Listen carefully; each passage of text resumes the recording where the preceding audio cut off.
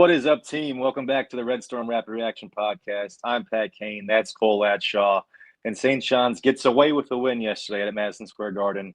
It wasn't pretty. An ugly affair, 63-58. Cole said before we started, set basketball back maybe close to 100 years, but a win is a win. Cole, your thoughts next day? 40 combined turnovers. Ooh, that was a rough watch. But like you said, a win is a win. That was an absolute must-win game for the Johnnies after their performance in Vegas. So just happy to get a home win against Chris Beard. Defense, I thought, was the best defensive performance we've had all year. They looked like they could maybe gel and be as good of a defensive team that we were last year. Maybe, fingers crossed. I know that was sort of the advanced analytics, one of the worst offensive performances by an Ole Miss team in the Chris Beard era. So awesome that your defense is able to shut them down. The turnover is obviously a huge concern, but I think the offense hasn't been an issue to this point this year. So your confidence that the offense can rebound and be much better going forward. So to be able to see them be able to put together a defensive performance like that was great. I thought you saw a bunch of great individual performances. Dylan Mitchell just continues to be an absolute nightmare for teams at the defensive end, getting his hands in passing lanes. I liked a lot of what you saw from Ian Jackson, even though a lot of the stuff doesn't show up in the box score. Obviously, he didn't shoot the ball tremendously well, but he has up to this point this year. So, you're confident that will regress to the mean and he'll be able to shoot well the rest of the year. But thought he had some really good passes, really looked better than we've seen all season long so far, facilitating for others. I thought he played really good defense. Rick Pitino called that out in the post-game press conference, how proud he was for his defensive effort, boxing out. Really liked what we saw from Ian Jackson. Zuby with another great game. Obviously, we crushed it on the offensive glass again. So a lot of things to be happy with, a lot of things to be negative about, especially those turnovers and the continued issues on the defensive glass. But all in all, a win is a win, and we move on to Iona. Yep.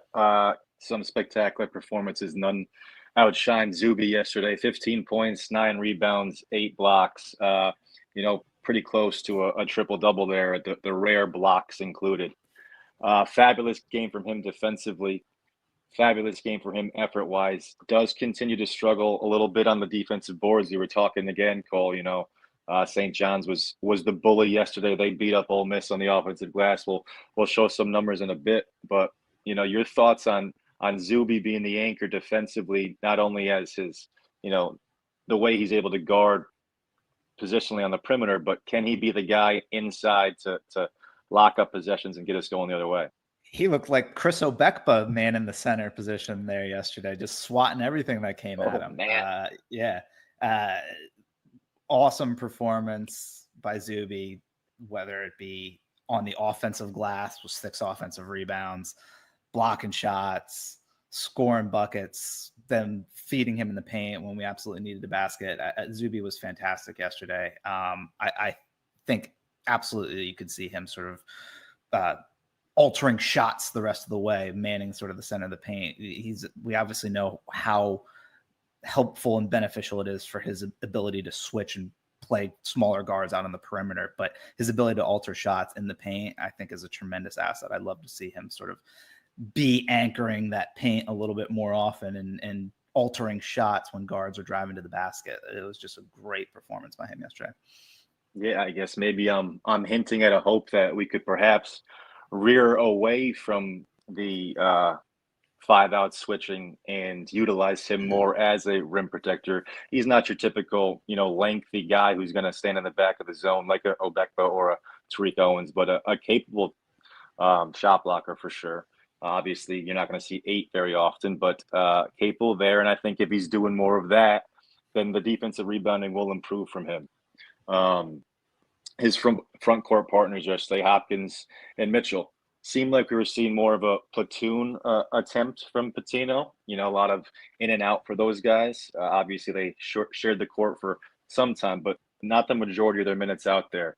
That first half stretch where I thought St. John's played their best basketball when Dylan Mitchell came in early and they went on a run. They got up to as many as 15-point lead. And I think we saw some of maybe the best of St. John's could be in that stretch with electric wings, high-pressure defense, getting out in transition, scoring both on the wing, hit a few threes at that point, and then getting out in the break and scoring at the rim. can Mitchell and Hopkins play together? That's really yet to be completely fleshed out. Maybe the best lineups will be with one or with only one of them on the court. And then can you have stretches on the court? And this was one of those without Dylan Darling and play high level basketball, on both ends of the court. And when you're not making shots, take care of the basketball still. We saw a really good stretch for about 5 or 6 minutes in the first half that got us a lead, and then we saw uh, coinciding bad stretch that kind of diminished. I think they got as close to 6 points at one point before the half ended. Yeah, in regards to the Triple Towers lineup, I think there's no question that those three guys are three of, if not the actual three best players on the roster. So if you're just looking at talent, do you want all three of those guys starting every single game on the floor together as much as possible? I'd personally like to see it be a little bit more matchup dependent. We're going against a real big team with a lot of big, beefy guys. Have the three of them out there to sort of counteract that. And against maybe smaller teams, something more similar, like you said, we employed yesterday, sort of rotating them in and out as people need breathers, kind of only having two of them on the court at the same time. But I thought just you had really good performances from all three. Even Bryce Hopkins, who didn't score as much as he has in previous games, really was able to be one of our better rebounders, 6 boards. Dylan Mitchell, like I mentioned earlier, just his ability to get his hands in passing lanes for these steals and then just immediately start the fast break is just so impressive. Every single game he does something that just wows me. That put back dunk that he had on, I think it was a Ian Jackson missed shot. It was just incredible. Yeah, highlight reel for sure. You mentioned Ian Jackson. I agree. I thought that first half stretch, he looked really comfortable out there. Came in with great energy, made some plays, made some simple passes that don't show up as assists in the box score, but still things we're looking to see. Is he not just focused on his next shot? And I thought we saw a positive step in that direction there. If he could have combined that energy and effort with a little bit better than 2 for 11 shooting, I think we were close to seeing a breakthrough. I think Rick was upset with him a couple times the second half for turning away from his 3-point shot because he may have had some struggles early, ran into some traffic inside, and that's he's got to. I'm sure Rick is saying, until we make those threes, then you're not going to be able to get into that paint, and it's chicken or the egg type scenario. Obviously, you've got to work on our spacing and flesh out some lineup situation stuff. Zuby and Hopkins continue to kind of be stumbling over each other a bit inside the paint, but I think Jackson, positive step in the right direction. We'll talk about Dylan Darling, I'm sure, as we go. The closing minutes, I think he was essential to finishing out that game. Obviously, I don't think he played a perfect game if you're talking about a 30-minute per game point guard, but I think he did enough when we needed him to make plays late. And without him, I think maybe we walk away with a loss. So you can take good or bad from that scenario. Sellers, 39 minutes. Didn't have the most productive offensive night, but you can tell out of all the guards, both Darling and the wings included, Sellers is the guy he seems to trust most. Yeah, I was super impressed with Ian Jackson despite not making his shots. He was sort of forced into probably more ball handling responsibilities early in this game than we've seen so far, more out of necessity, with Dylan Darling being in super early foul trouble and being glued to the bench, and then Jason Sandin being in foul trouble as well. Rick mentioned in the post-game press conference on Jackson, I thought he did a lot of good things because he was not making his shot. He should have kept shooting. He should have taken about 3 or 4 more threes. He's definitely getting better defensively. I thought he looked really good defensively as well, not only with some great passes he had, especially in that first half, but Ian Jackson seemed to be playing much better defense than we had seen so far. So again, not stuff that's going to show up in the stat sheet, but I thought there was a lot of positives from Ian's game yesterday. Agreed. But as a whole, it's going to be tough for us to win games when other teams are having better nights if we have guards who, just reading down the box score. Josan 1 for 3, Darling 1 for 5, Ozai at 2 for 8, Ian Jackson 2 for 11. So obviously a group of guys who would seem to be offensively talented. If you're going to, start with their best attributes that come on the offensive end, if they struggle that much to shoot, you're going to put yourself in tough situations. But brings us to our next point here. Rebounding, right, for St. John's, not only how we're doing it, but are we keeping other teams off the glass? We talked last week how St. John's has done so far against the 4 high major teams they've seen, getting beat by 5 on an average basis in terms of overall rebounding. giving up 17.25 offense rebounds a game. And then the worst number there is that 37.5% of misses given up as offensive boards to the other team. So even on the occasions when we're playing good defense, and tonight we were playing really good defense, we're still giving teams second and third opportunities. And, any team, if you give them multiple chances, is deemed to or doomed to hurt you eventually. So last night against Ole Miss, a little better overall. You could see we out rebounded them 38-36. They only got 13 offensive rebounds, but if you look deeper, we still gave up 37% of offensive rebounds off their misses. So much too high of a number.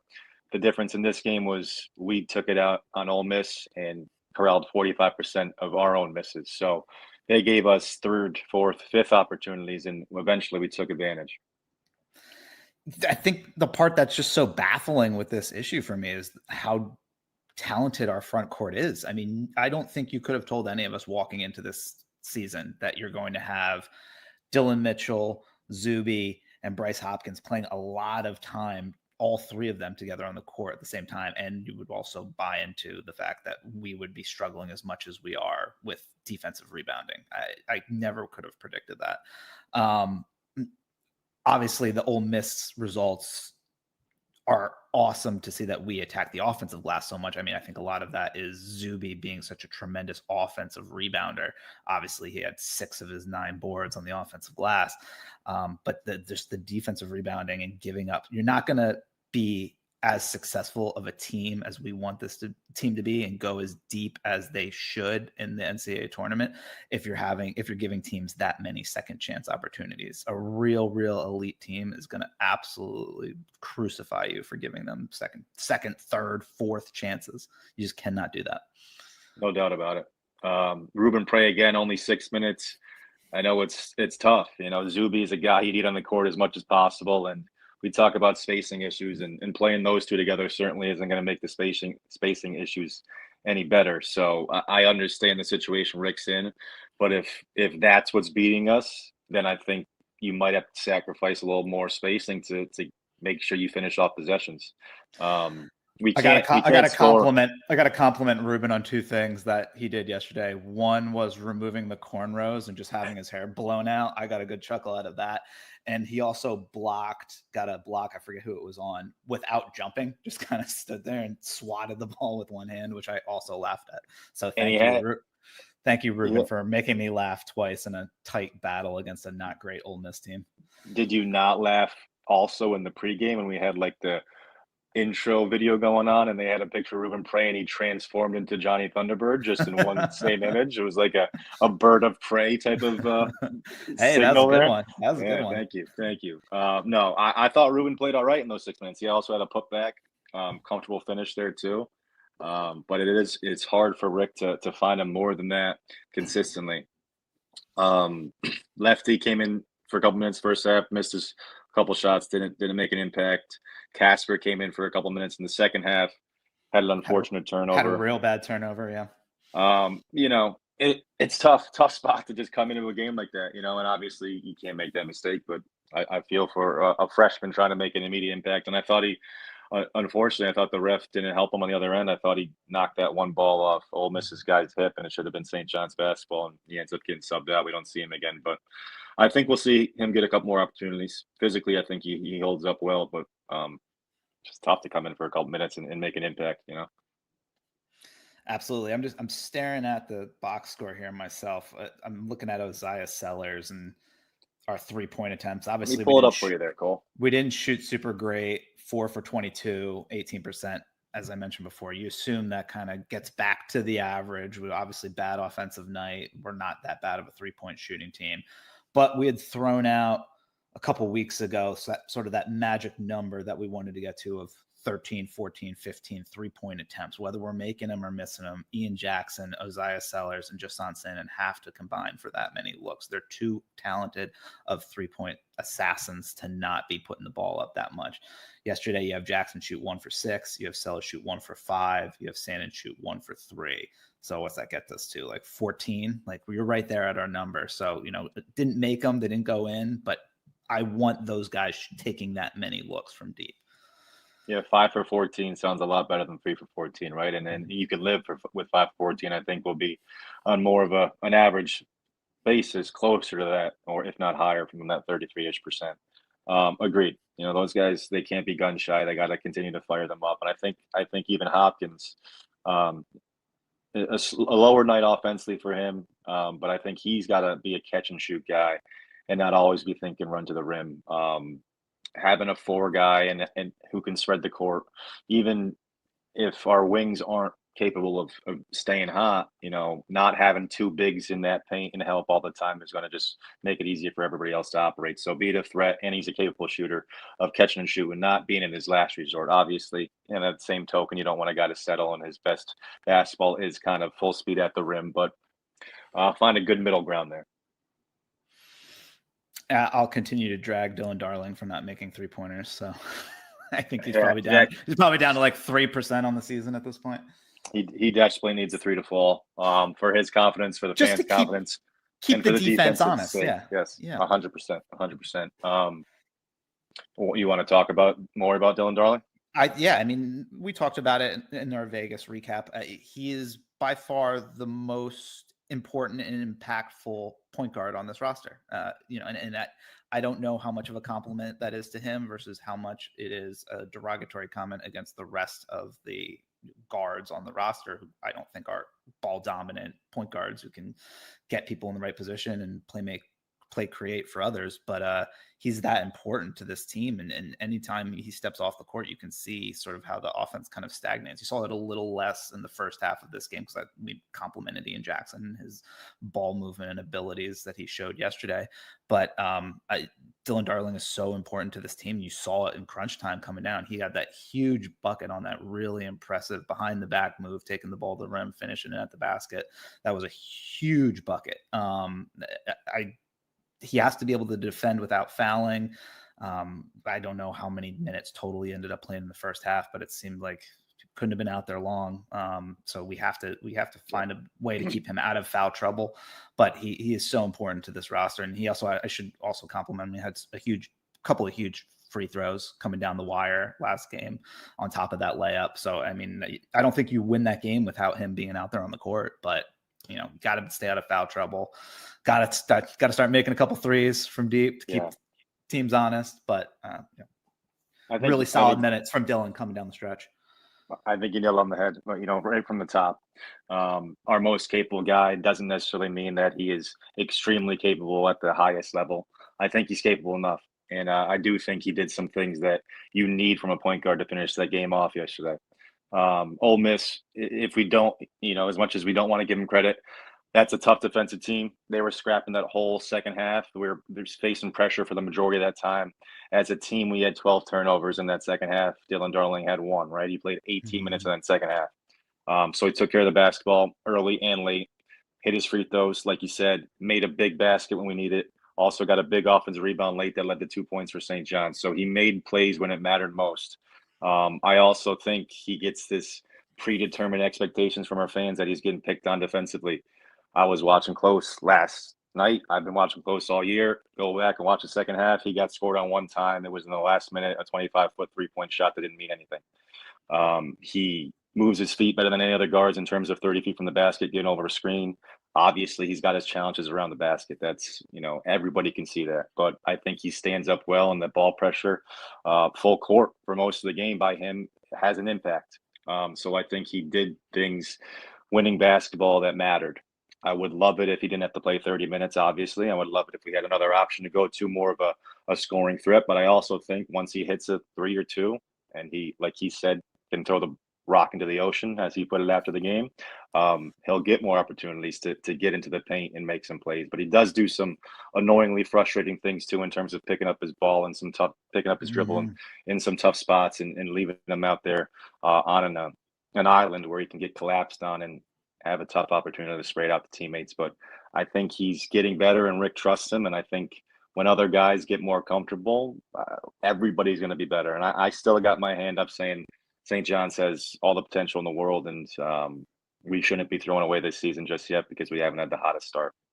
No. I mean, you're ranked in the top 25. You have a very real possibility of doing extremely well in the Big East Conference. I mean, obviously, like I shouldn't jinx it, but like I'm super confident that this team will make the tournament, that this team will be, a top 8-7 seed in that tournament.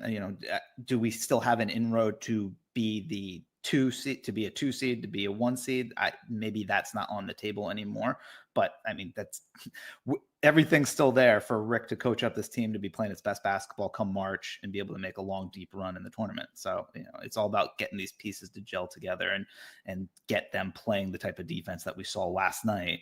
If they're playing that defense come March and the offense is doing as well as it has for the rest of the season that we've seen so far before last night, then you're going to be cooking with gas come March. So I guess, I mentioned I don't think we win this game without Dylan Darling's performance late.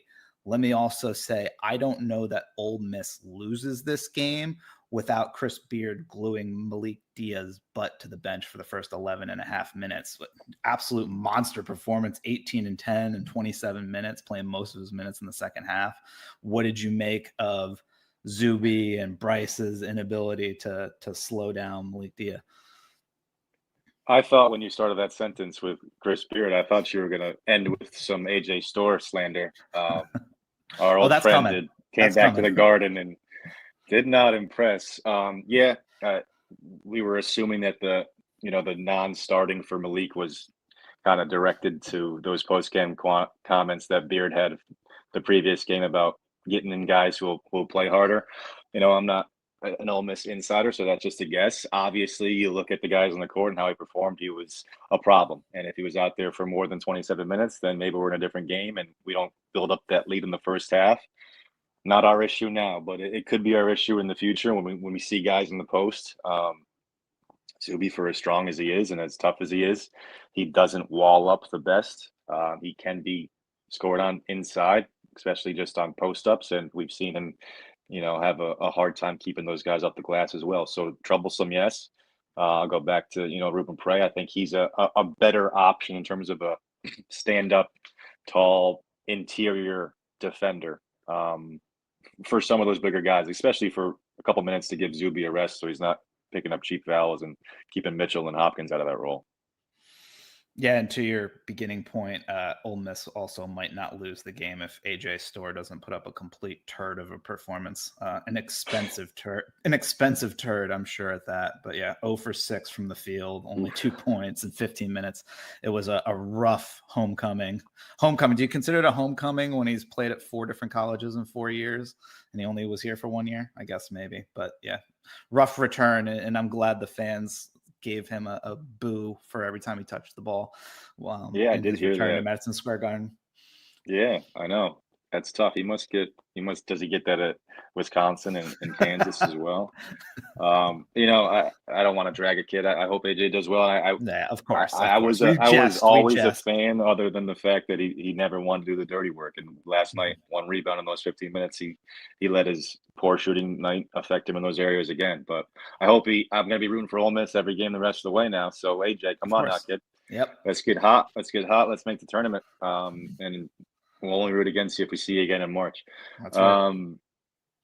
Anything else you want to mention? I know we got Iona next Saturday, another week for Rick to prepare, and that's one he certainly doesn't want to come out unprepared for. And then Kentucky after that in terms of our non-conference schedule, Harvard as well. So 3 more non-league games. Big East play still to come. You got any comments on Seton Hall, Cole? Their fans were asking if I wanted to have you chime in. Are they the 3rd best team in the Big East? Kudos to Shaheen Holloway. I think he's just shown what an unbelievable coach he is, despite limited NIL resources from that poverty program that he works for. But just an unbelievable coach. Absolutely unbelievable. Yeah. I've always had somewhat of a soft spot for Seton Hall. Big East teams in general. I'm rooting for them until we see them, obviously. Good for them. Screw Kansas State, screw the Big 12. I mean, who cares? Couldn't care less about them losing anybody. So good for them. Obviously, Butler took a step back yesterday after a good start losing to Boise State. But I think up as of today, the Big East has 4 teams in the top 45 of the net, I want to say. Butler, Seton Hall, St. John's, Connecticut, definitely. I'm not sure where Villanova stands, but 5 in the top 60-ish. So opportunities if they can get into the Big East play, staying in those areas to have a handful of quad one and quad two opportunities. Don't know where the quad three and quad four games look like though. So obviously it's December. Take it for what it's worth. But Joe Lenardi released a bracketology last night. Joey Had brackets, what's he saying? St. John's probably about a 5 seed, UConn a 2 seed, Butler one of the last 8 in, Seton Hall and Villanova both one of the first 8 out. I mean, that's got to be some projections still, right? Like if this season ended right now, Seton Hall's got to be in. Right. I mean, this is early. Yeah. You started this by saying it's December. It's December. Yeah. Right. Yeah, I think 5 was a good number going in, right? And I think there's 5 or so teams who have right now have put themselves in position to very much be in the hunt. Not the 5 we would have guessed at the beginning of the season, but yeah, still like, we were hoping for 5, obviously hope for more, but it's like we thought 5 was realistic. You still have 5 on the table to easily be able to play. He has UConn. I'm sorry. He has UConn as a 2 right now? Yes, correct. Yep. I guess they did lose to Sixth overall. Sixth overall, yeah. Yeah. I think they look better than the 6th overall team in the country, to be honest with you. I think they look pretty freaking fantastic. But we'll be pretty freaking fantastic at some point this season. I'm still holding on to that. That's right. Anyway, Cole, thanks for joining me again. Thanks everybody for tuning in. Please like, subscribe, let us know what you think. Shout out to the Big East Energy Network. Shout out to St. John's Red Storm Rap Reaction Podcast. I'm Pat Kane. That's Cole Atshaw for Anthony Mason Jr. It's been real.